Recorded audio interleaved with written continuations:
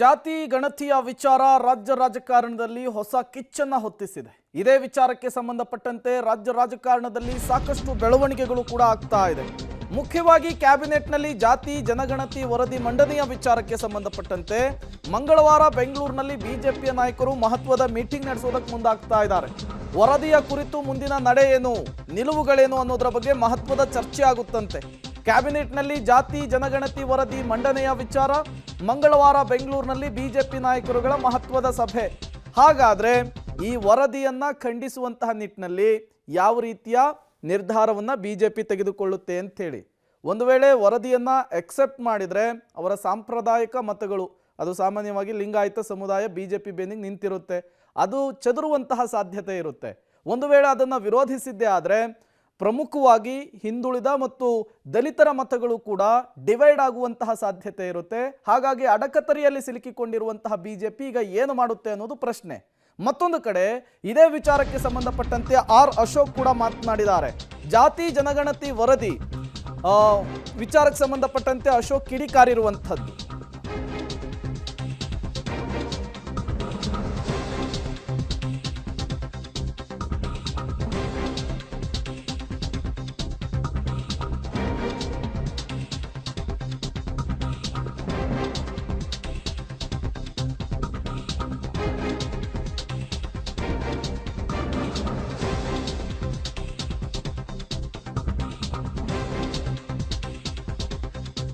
ಲಿಂಗಾಯತರು ಮತ್ತು ಒಕ್ಕಲಿಗರನ್ನ ಮಾತ್ರ ವಿಭಜಿಸುವಂತಹ ಕೆಲಸ ಜಾತಿ ಗಣತಿಯಲ್ಲಾಗಿರುವಂಥದ್ದು ಅಂಥೇಳಿ ಅಶೋಕ್ ಕಿಡಿಕಾರಿದ್ದಾರೆ. ಕಾಂತರಾಜು ಅವರನ್ನ ಮನೆ ಕರೆಸಿ ಸಿಎಂ ಡಿಕ್ಟೇಟ್ ಮಾಡಿ ಬರೆಸಿದ್ದಾರೆ.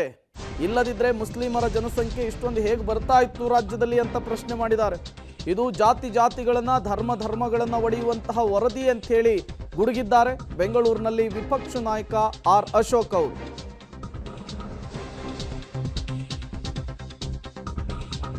ಸಿದ್ದರಾಮಯ್ಯನವರು ಕಾಂತರಾಜನ ಮನೆಗೆ ಕರೆಸ್ಕೊಂಡು ಅವರು ಡಿಕ್ಟೇಟ್ ಮಾಡಿರೋಂಥ ವರದಿ ಇದು. ಇದೇನು ಕಾನ್ಫಿಡೆನ್ಷಿಯಲ್ ವರದಿ ಏನಲ್ಲ, ಇದು ಜಗಜ್ಜಾಹೀರಾತು ಆಗಿರೋವಂಥ ವರದಿ ಇದು. ಹಿಂದೆ ಕಾಂತರಾಜು ಬಿಟ್ಟೋದಾಗೆ ಸೈನು ಮಾಡದೆ ಅದಕ್ಕೆ ಸೀಲು ಹಾಕದೆ ಅನಾಥವಾಗಿ ಬಿಟ್ಟೋದ ಮನುಷ್ಯ. ಅದಾದಮೇಲೆ ಬೊಮ್ಮಾಯಿಯವ್ರ ಕೈಗೆ ಬಂತು. ಅದು ನೋಡದೇ ಇರ್ತಾರೆ ಎಲ್ಲರೂ.